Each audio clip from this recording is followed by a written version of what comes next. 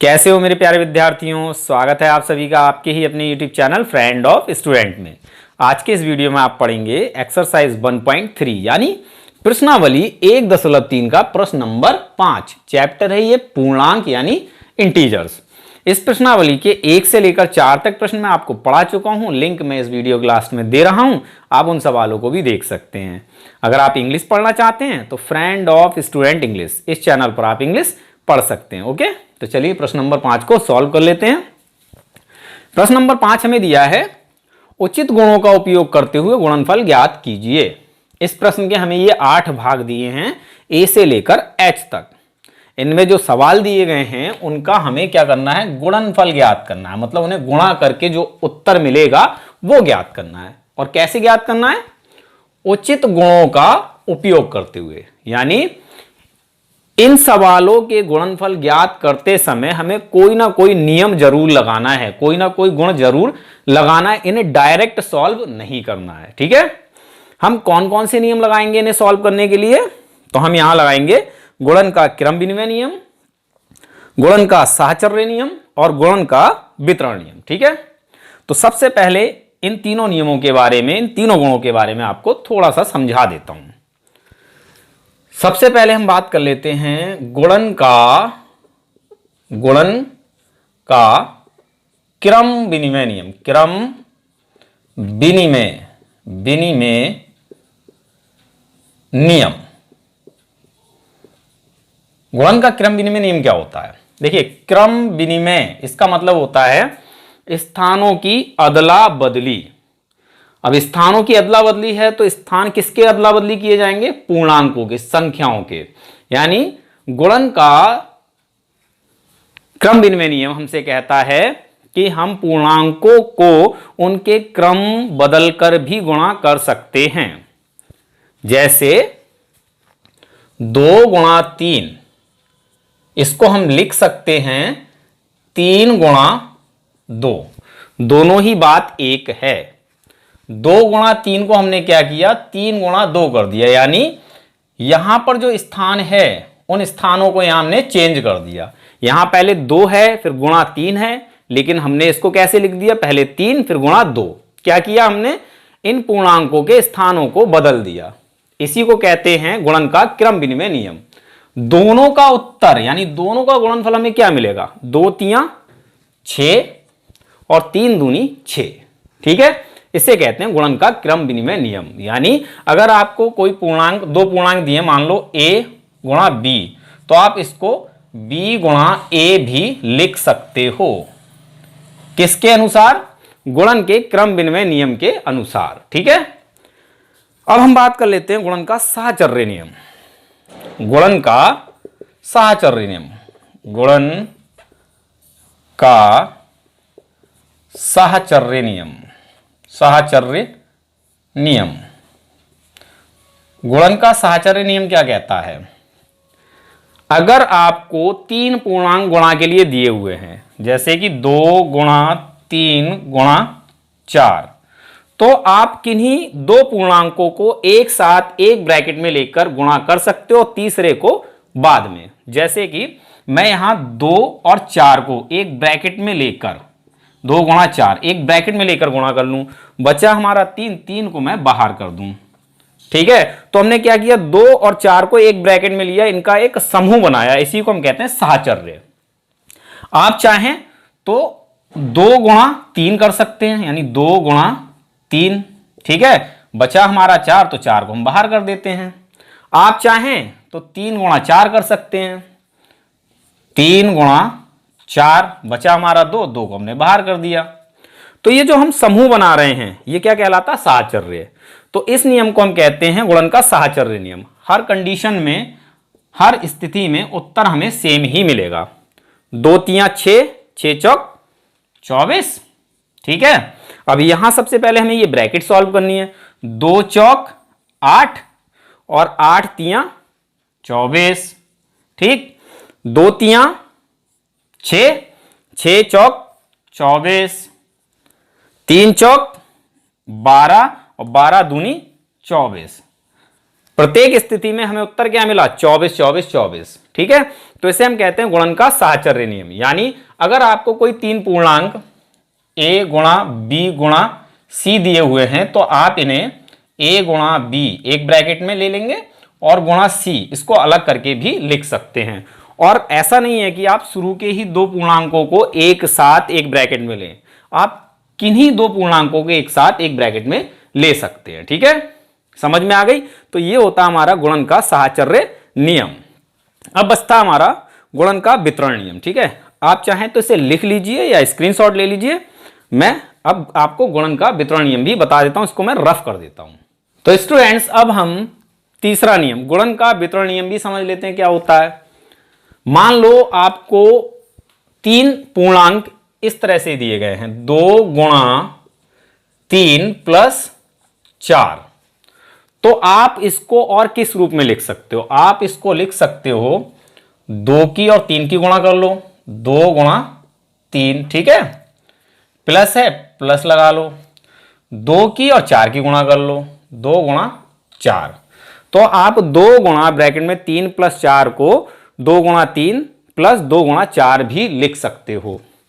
अगर यहां प्लस की जगह माइनस है, यानी 2 गुणा 3 माइनस 4, तो आप इसको 2 की 3 से गुणा, 2 गुणा 3, ठीक है, माइनस है माइनस लगा दो, फिर 2 की 4 से गुणा, 2 गुणा 4, इस तरह से भी लिख सकते हो। दोनों ही स्थिति में आंसर आपको सेम मिलेगा। देखिए इसको सॉल्व करें प्लस वाले को, तो 2 का 2, ठीक है, गुणा, पहले हमें ब्रैकेट को सॉल्व करना है, 3 प्लस 4 कितना होता है 7, 7 लिख लिया। अब 2 सत्ते कितना होता है 14, 14 मिला आपको। यहां आप सॉल्व करके देख लीजिए, पहले हमें इन दोनों की गुणा कर लेनी है, यानी 2 तियां 6, ठीक है, प्लस है प्लस लगा लेना है, फिर 2 चौक 8, ठीक है, 6 और 8 कितना होता है 14। यहां पर भी हमें उत्तर क्या मिला 14। यहां अगर आप बात कर लें तो यहां पर क्या मिलेगा, 2 का 2 हमने लिख लिया, गुणा लगाया, 3 माइनस 4, 3 प्लस का है 4 माइनस का, अलग अलग चिन्हों की संख्या आपस में घट जाएंगी, क्या मिलेगा हमें माइनस का 1, माइनस का 1, 4 में से 3 को घटाएंगे 1 बचेगा, 4 के आगे माइनस है, 4 बड़ी संख्या है, बड़ी संख्या के आगे जो चिन्ह होता है वही चिन्ह हमें मिल जाता है, तो यहां मिला हमें -1। अब इन दोनों की गुणा कर लेंगे तो क्या मिल जाएगा, प्लस का 2 गुणा माइनस का 1, तो माइनस का 2 1 कम 2, ठीक है, कितना मिलेगा -2। इधर आप सॉल्व कर लीजिए तो भी आपको -2 ही मिलेगा, 3 दूनी 6 माइनस 2 चौक 8, ठीक है, ये प्लस की संख्या ये माइनस की संख्या, 6 प्लस का है 8 माइनस का, अलग अलग चिन्ह घट जाएंगे, 8 में से 6 को हटाएंगे 2 बचेगा, चिन्ह कौन सा आएगा जो 8 के आगे है, यानी माइनस। तो हमें क्या मिला यहां पर माइनस का 2, यहां पर भी हमें माइनस का 2 मिला, यहां पर भी हमें माइनस का 2 मिला। तो इसे हम कहते हैं गुणन का वितरण नियम। यानी अगर आपको कोई तीन पूर्णांक इस फॉर्म में दिए a गुणा में b प्लस c, तो आप उसे कैसे लिख सकते हैं, a गुणा b प्लस a गुणा c, ठीक है। और अगर आपको माइनस का दिया है a गुणा ब्रैकेट में b माइनस c, तो आप कैसे लिखेंगे a गुणा b माइनस a गुणा c। ये होता है हमारा गुणन का वितरण नियम, ठीक है। तीनों नियम आपको अच्छी तरह समझ में आ गए होंगे। अब हम इन सवालों को सॉल्व कर लेते हैं, आप इस नियम को भी लिख लीजिए, ठीक है। इसे मैं रफ कर देता हूं, फिर हम पार्ट ए को सॉल्व करते हैं। स्टूडेंट्स, पार्ट ए हमें दिया है 26 गुणा ब्रैकेट में -48 प्लस ब्रैकेट में -48 गुणा ब्रैकेट में -36। तो इस सवाल को हमें डायरेक्ट सॉल्व नहीं करना है, इसका हमें डायरेक्ट गुणनफल ज्ञात नहीं करना है, बल्कि क्या करना है, कोई ना कोई गुण का प्रयोग करना है। तो इस सवाल को सॉल्व करने के लिए, इस सवाल का गुणनफल ज्ञात करने के लिए हम किस गुण का प्रयोग करेंगे, तो आप सवाल को ध्यान से देखिए तो आपको पता चलेगा कि यह सवाल a गुणा b प्लस a गुणा c इस फॉर्म में दिया गया है। हम -48 को a मान लेते हैं, 26 को b मान लेते हैं और -36 को c मान लेते हैं। यहां हमारा -48 इसे भी a मान लेते हैं, तो हमें क्या दिया है b गुणा a प्लस a गुणा c। चाहे आप b गुणा a कहो चाहे a गुणा b कहो, इससे कोई फर्क नहीं पड़ता है। जैसा कि मैंने अभी आपको बताया, गुणन का क्रम विनिमय नियम क्या कहता है कि पूर्णांकों को उनके स्थान चेंज करके भी हम गुणा कर सकते हैं। तो ये सवाल हमें a गुणा b प्लस a गुणा c की फॉर्म में दिया है, तो इसको हम कैसे लिख सकते हैं, a गुणा ब्रैकेट में b प्लस c। और ये कौन सा गुण है स्टूडेंट्स, कौन सा नियम है, गुणन का वितरण नियम। ठीक है, तो इसको हम गुणन के वितरण नियम से सॉल्व करेंगे। ठीक, तो इसको मैं यहां से रफ कर देता हूं। -48 प्लस से इस ओर है, -48 प्लस से इस ओर है, तो ये हमारा a है, इसको हम क्या करेंगे, कॉमन ले लेंगे। -48 को हम कॉमन ले लेते हैं। ठीक है, अगर हम -48 यहां से कॉमन ले लें, यहां से हम निकाल दें, तो हमारा यहां क्या बचेगा, 26। क्या बचेगा, 26। ठीक है, तो यहां गुणा लगा लेंगे और लिखेंगे 26। -48 जो है वो बाहर आ गया बाहर, तो यहां पर इतने हिस्से में क्या बचा, 26, तो हमने यहां 26 लिख लिया। ठीक है, ये प्लस है तो प्लस लगा लेते हैं। अब यहां से ये -48 यहां बाहर आ गया है, तो यहां क्या बचेगा, -36 बचेगा।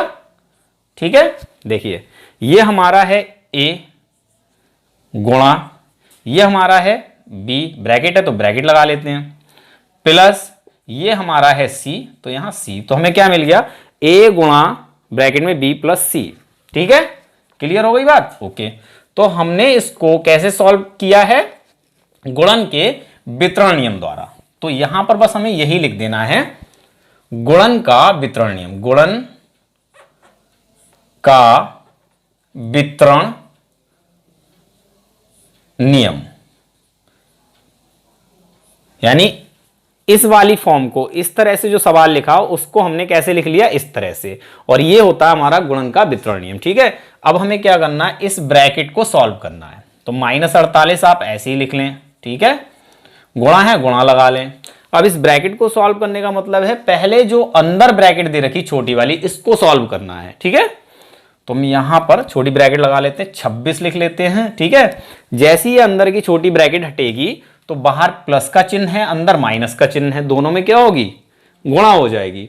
और जब अलग अलग चिन्हों की गुणा होती है स्टूडेंट्स, तो आंसर हमें माइनस में मिलता है। ठीक है, तो प्लस गुणा माइनस, माइनस 36 है तो 36 लिख लिया और यहां ब्रैकेट बंद कर दी। ठीक, अब हमें क्या करना है, इस ब्रैकेट को सॉल्व करना, मतलब इसके अंदर जो लिखा हुआ उसको सॉल्व कर लेना है। ठीक है, -48 आप जैसा है वैसा ही लिख लें, गुणा है, गुणा लगा लें।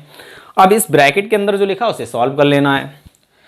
26 के आगे कोई चिन्ह नहीं है तो ये प्लस की संख्या है, 36 के आगे माइनस है तो ये माइनस की संख्या है, मतलब एक इसमें प्लस की संख्या है, एक माइनस की संख्या है। जब अलग अलग चिन्हों की संख्याएं दी होती है तो हम क्या करते हैं, उन्हें आपस में घटा लेते हैं और चिन्ह लगाते हैं जो बड़ी संख्या के आगे दिया होता है। ठीक है, तो 36 में से 26 को घटाएंगे, क्या मिलेगा, 10। किसका मिलेगा, प्लस का या माइनस का, माइनस का। क्यों, क्योंकि माइनस की संख्या बड़ी है, यानी 36 26 से बड़ा है और 36 के आगे माइनस लगा है, तो यहां माइनस हमें प्राप्त हो गया। ठीक है, अब इन दोनों की गुणा कर लेनी है।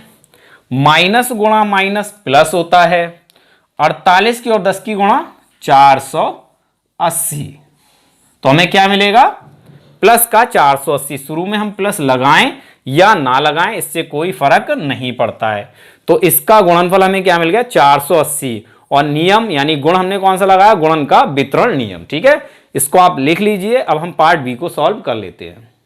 तो स्टूडेंट पार्ट बी हमें दिया है 8 गुणा 53 गुणा -125। इसका गुणनफल ज्ञात करने के लिए भी हमें कोई ना कोई गुण, कोई ना कोई नियम लगाना है। इसे डायरेक्ट गुणा नहीं करना है, ऐसा नहीं करना 8 गुणा 53 गुणा -125 बराबर इतना गुणनफल, ऐसा नहीं करना है, बल्कि हमें कोई ना कोई गुण लगाना है। तो इसमें हम कौन सा गुण लगाएंगे, तो हम एक काम करते हैं, इस 53 का और -125 का स्थान बदल लेते हैं, इनकी अदला बदली कर देते हैं स्थान की। ठीक है, 8 हम ऐसे ही लिख लेते हैं, गुणा -125 को हम लिख लेते हैं 53 की जगह पर। ठीक है, गुणा 53 को लिख देते हैं -125 की जगह पर।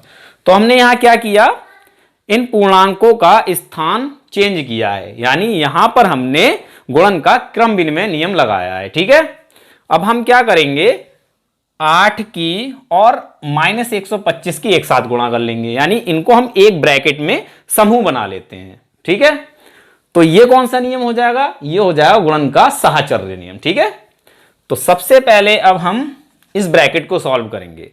यहां पर हम लिख लेते हैं कौन कौन सा नियम लगाया हमने। यहां लगाया गुणन का क्रम विनिमय एवं साहचर्य नियम।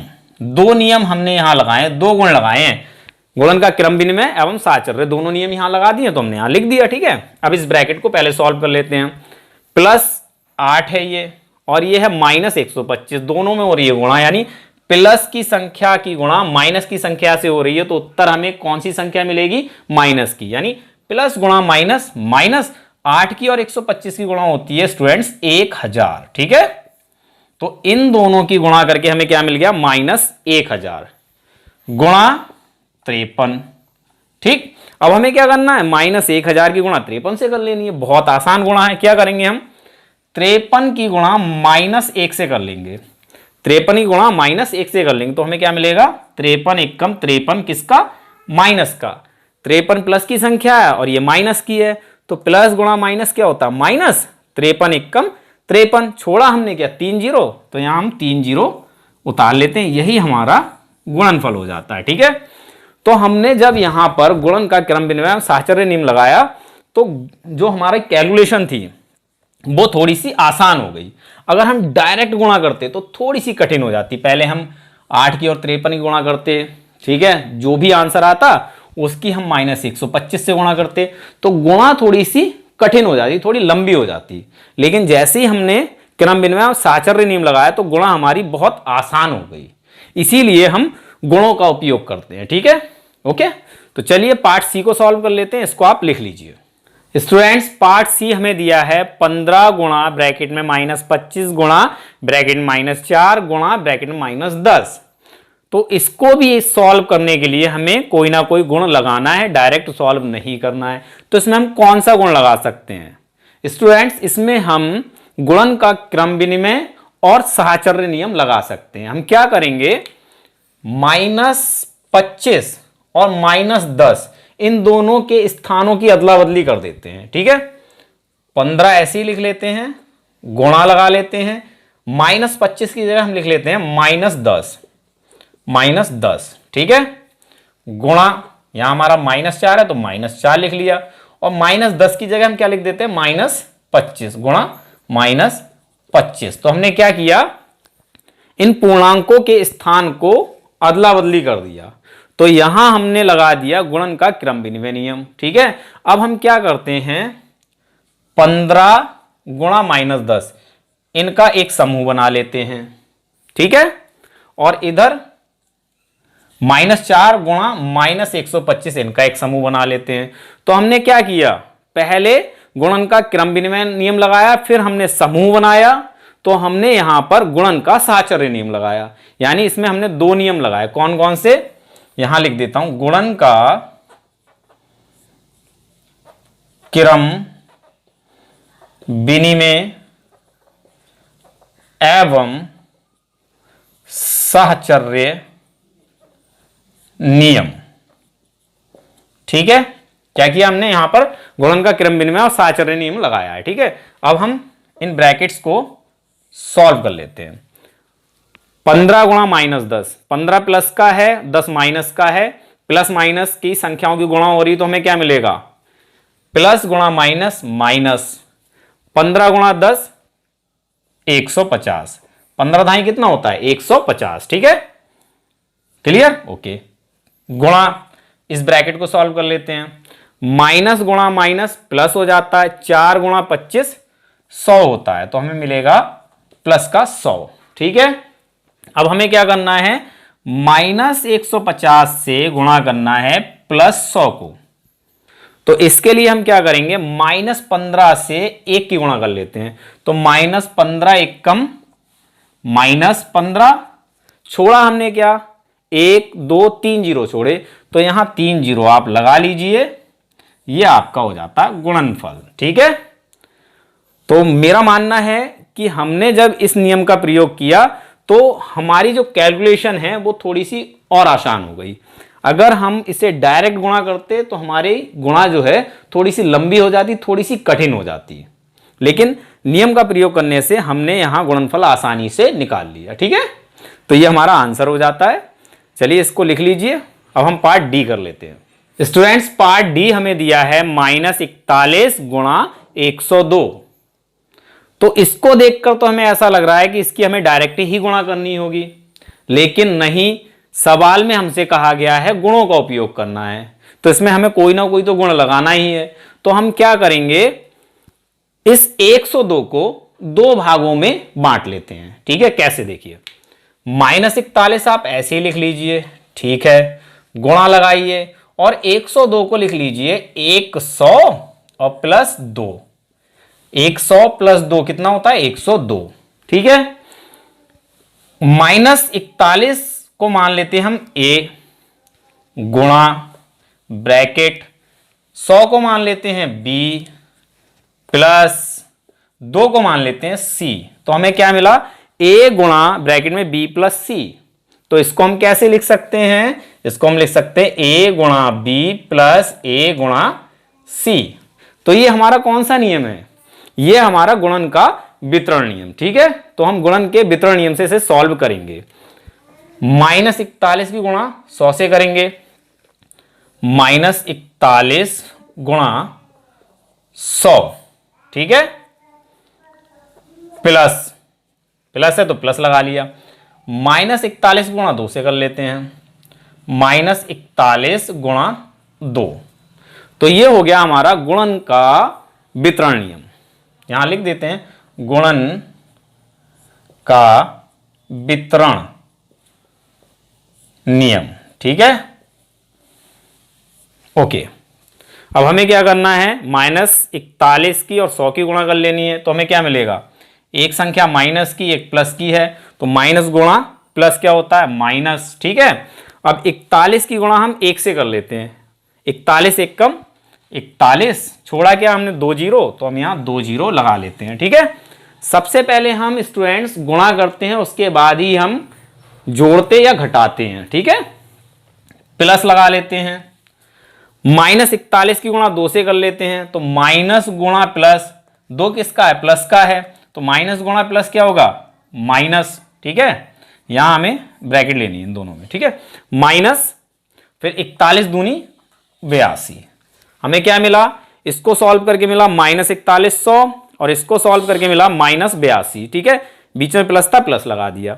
अब हमें ये ब्रैकेट्स हटा लेनी है, -4100, जैसे ये ब्रैकेट हटाएंगे बाहर प्लस अंदर माइनस, तो प्लस गुणा माइनस क्या होता है, माइनस, और यहां पर हम लिख लेंगे 82। ठीक है, अब ये दोनों संख्याएं एक जैसे चिन्हों की हैं, यानी माइनस माइनस की हैं। जब एक जैसे चिन्ह होते हैं तो संख्याओं को हम आपस में जोड़ लेते हैं और चिन्ह कौन सा लगाते हैं, जो दिया होता है। ठीक है, तो -4100 और -82 कितना हो जाएगा, -4182। ये हो गया गुणनफल। ठीक है, किससे, गुणन का वितरण नियम से। चलिए लिख लीजिए। अब हम पार्ट ई को सॉल्व कर लेते हैं।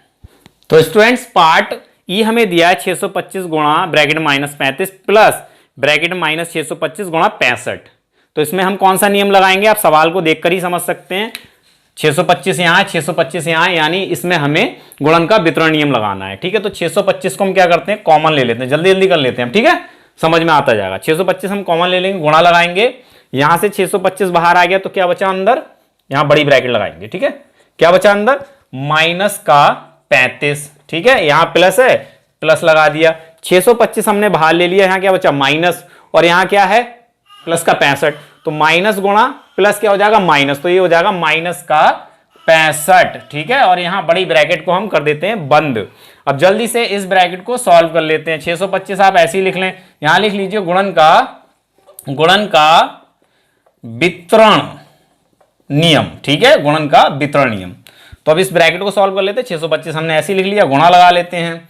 जैसी ब्रैकेट हटाएंगे क्या होगा, यहां हमें मिलेगा माइनस का 35, ये ब्रैकेट हटाएंगे प्लस माइनस, माइनस हो जाएगा और अंदर मिल जाएगा 65। ठीक है, अब इस ब्रैकेट में जो लिखा उसको सॉल्व कर लेते हैं। तो 625 हम ऐसे ही उतार लेते हैं, गुणा लगाते हैं, ये माइनस की 35 संख्या है और ये माइनस का 65 है, यानी दोनों ही माइनस की संख्याएं आपस में जुड़ जाएंगी और चिन्ह कौन सा होगा, जो दिया, माइनस दिया तो माइनस हो जाएगा।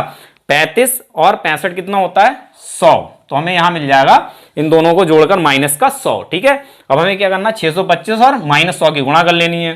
तो हम क्या करेंगे, 625 की गुणा -1 से कर लेते हैं। तो 625 एक कम 625, 625 प्लस का और एक माइनस का, तो प्लस गुणा माइनस माइनस हो जाएगा, 2 जीरो छोड़े 2 जीरो यहां लगा लीजिए, ये हो गया गुणनफल। ठीक है, चलिए इसको लिख लीजिए। अब हम पार्ट एफ कर लेते हैं।